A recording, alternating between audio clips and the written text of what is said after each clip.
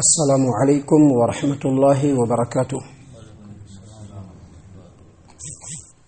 اعوذ باللہ من الشیطان الرجیم، بسم اللہ الرحمن الرحیم۔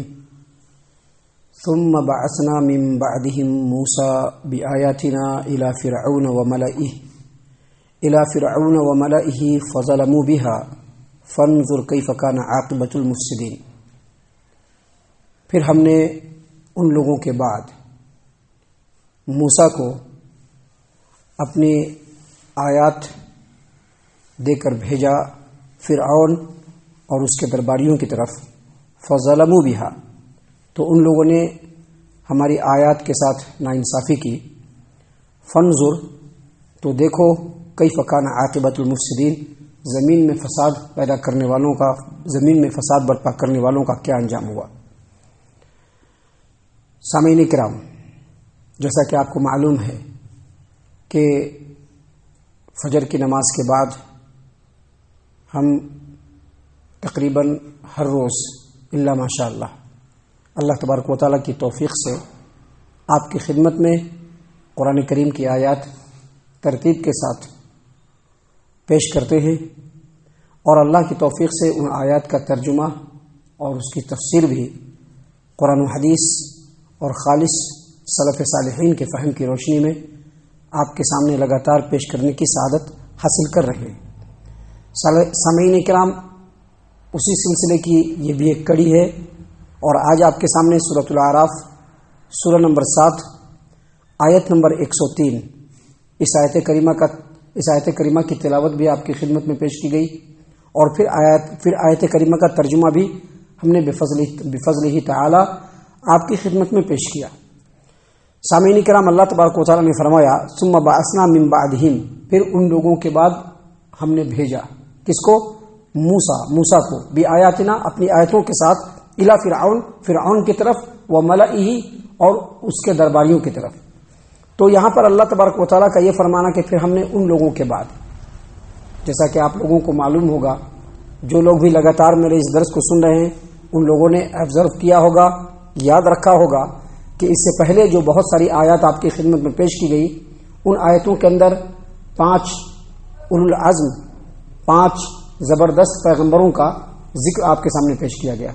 سیدنا نوح علیہ الصلوۃ والسلام، سیدنا ہود علیہ الصلوۃ والسلام، سیدنا صالح علیہ الصلوۃ والسلام، سیدنا لوط علیہ الصلوۃ والسلام، اور سیدنا شعیب علیہ الصلوۃ والسلام۔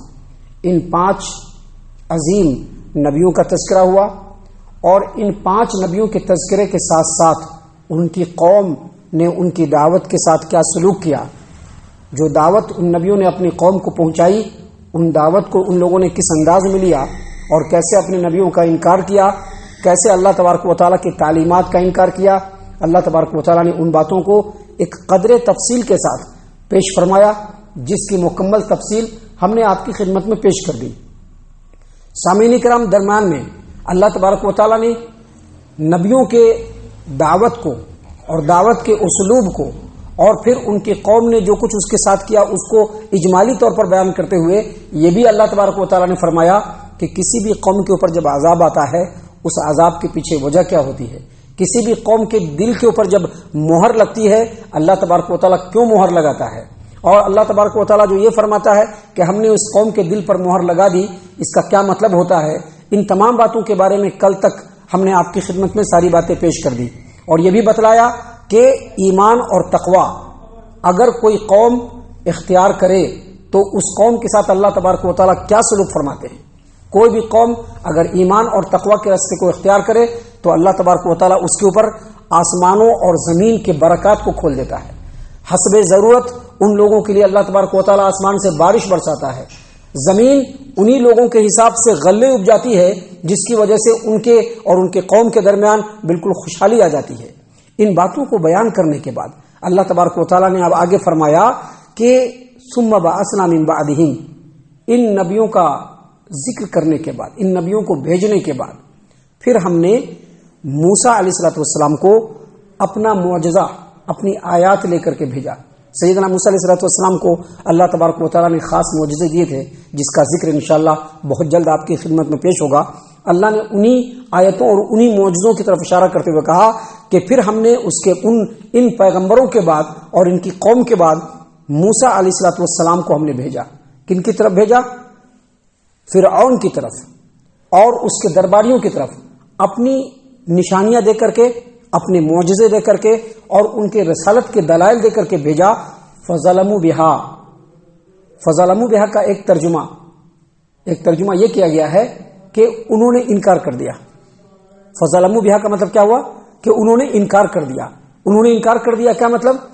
ان لوگوں نے سمجھ لیا کہ یہ معجزہ ہے، اس کے باوجود ان لوگوں نے انکار کر دیا. ان لوگوں نے سمجھا کہ یہ معجزہ ہے، اس کے باوجود ان لوگوں نے کیا کیا؟ انکار کر دیا. جیسا کہ اللہ تبارک و تعالیٰ نے قرآن کریم سورۃ النمل آیت نمبر 14 میں کہا وَجَحَدُوا بِهَا وَاسْتَيْقَنَتْهَا أَنفُسُهُمْ ظُلْمًا وَعُلُوًّا. ان لوگوں نے ظلم اور تکبر کرتے ہوئے موسیٰ علیہ الصلوۃ والسلام کے معجزے کو دیکھا، اس کے باوجود اس کا انکار کر لیا، حالانکہ دل سے یقین کر چکے تھے کہ یہ اللہ کا معجزہ ہے. اور اللہ نے وہاں پر بھی کہا کہ دیکھو ظالموں کا اور فساد کرنے والوں کا انجام کیسا ہوا.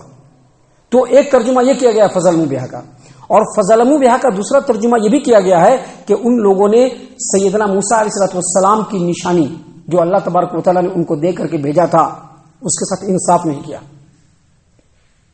معجزہ دیکھا، سیدنا موسیٰ علیہ السلام نے اپنے عصا کو ڈالا، وہ بالکل اژدہا سانپ بن گیا. تو دیکھتے ہی ان لوگوں نے کیا کہا کہ یہ جادو ہے، یہ کرشمہ ہے، یہ اللہ کا معجزہ نہیں ہو سکتا ہے.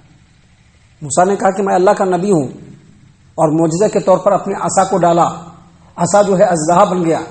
تو ان لوگوں نے کیا کہا کہ یہ اللہ کی نشانی نہیں، یہ اللہ کا معجزہ نہیں ہے، بلکہ یہ کرشمہ ہے، جادو ہے. بالکل ایسے ہی جیسے محمد عربی صلی اللہ علیہ وسلم جب مکہ کے اندر نبی بنے اور اپنی قوم کے لوگوں کو قرآن کریم پڑھ کر کے سنایا، تو قرآن کریم کو سننے کے بعد اور اس کو پڑھتے ہوئے دیکھ کر کے قریش نے کیا کہا کہ یہ اللہ تبارک و تعالیٰ کا کلام نہیں، یہ لوگوں کا لکھا ہوا کلام ہے، ایسا ہم بھی لکھ سکتے ہیں. کہہ دیا کہ یہ اللہ کا کلام نہیں ہے. یہ انہوں نے کیا کہا؟ یہ اللہ کا کلام نہیں ہے، ایسا ہم بھی کر سکتے ہیں. لیکن جب اللہ تبارک و تعالیٰ نے قرآن کریم میں ان کو چیلنج کیا تو ان لوگوں نے سر توڑ کوشش کرنے کے بعد بھی قرآن کریم کی ایک آیت بھی وہ لوگ پیش نہیں کر سکے. قرآن کریم کے ایک آیت جیسی ایک آیت بھی وہ لوگ پیش نہیں کر سکے. اسی طرح سے سیدنا موسیٰ علیہ الصلوۃ والسلام نے جب فرعون اور اس کے دربار کے اندر اپنے عصا کو ڈالا اور وہ عصا جب اژدہا سانپ بن گیا تو ان لوگوں نے کہا کہ یہ جادو ہے. اور جادو ہے تو پھر ان لوگوں نے ملک بھر کے بڑے بڑے جادوگروں کو بلا لیا، ملک بھر کے بڑے بڑے جادوگروں کو بلا لیا. اور وہ بڑے بڑے جادوگر جب آئے اور سیدنا موسیٰ علیہ الصلوۃ والسلام کے عصا کو اژدہا بنتے ہوئے دیکھا تو وہ لوگ کہنے پر مجبور ہو گئے کہ یہ جادو نہیں، یہ جادو سے بڑھ کر کے بھی کوئی چیز ہے. اگر یہ جادو ہوتا تو ہمارے دسترس سے یہ باہر نہیں ہوتا تھا. محترم سامعین کرام، فظلموا بہا کا یہ مطلب ہے کہ ان لوگوں نے ناانصافی کی. اللہ نے کہا کہ ہم نے ان لوگوں کے بعد موسیٰ کو اپنی آیات دے کر کے بھیجا فرعون اور اس کے سرداروں کی طرف، اس کے درباریوں کی طرف. فظلموا بہا، تو ان لوگوں نے ناانصافی کی اللہ تبارک و تعالیٰ کی نشانیوں کے ساتھ. تو اللہ نے فرمایا فانظر کیف کان عاقبۃ المفسدین، تو پھر دیکھو کہ زمین میں فساد برپا کرنے والوں کا کیا انجام ہوا. کہ اللہ تبارک و تعالیٰ نے موسیٰ علیہ الصلوۃ والسلام اور ان کی قوم کے سامنے فرعون اور اس کے درباریوں کو غرقاب کر دیا. یہ جو معاملہ ہوا اگرچہ فرعونیوں کے لیے بہت بڑا عذاب تھا اور اس کے درباریوں کے لیے، لیکن سیدنا موسیٰ علیہ الصلوۃ والسلام اور ان کے قوم کے لیے یہ سکون کی بات تھی. اللہ تبارک و تعالیٰ نے اسی کو ذکر کیا.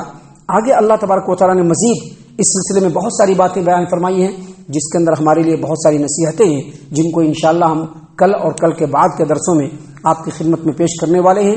اللہ تبارک و تعالیٰ سے ہم دعا کرتے ہیں کہ اللہ تبارک و تعالیٰ ہم تمام کو ان تمام باتوں کے اوپر خوب غور و فکر اور تدبر کرنے کے ساتھ ساتھ ان باتوں کے اوپر عمل کرنے کی بھی توفیق عنایت فرمائے. آمین. اللہ تعالیٰ ہم تمام کو صحیح معنوں میں پکا سچا مومن مسلمان بنائے، اللہ اور اس کے رسول صلی اللہ علیہ وسلم کی اطاعت و فرما برداری کرنے والا بنائے، صحابہ کرام رضی اللہ عنہم کے طریقے پر چلنے والا بنائے. جنت الفردوس میں جگہ عطا فرمائے۔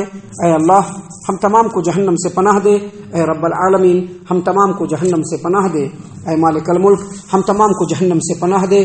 آمین یا رب العالمین وما علینا الا البلاغ المبین۔ تبارك الذي نزل الفرقان على عبده ليكون للعالمين نذيرا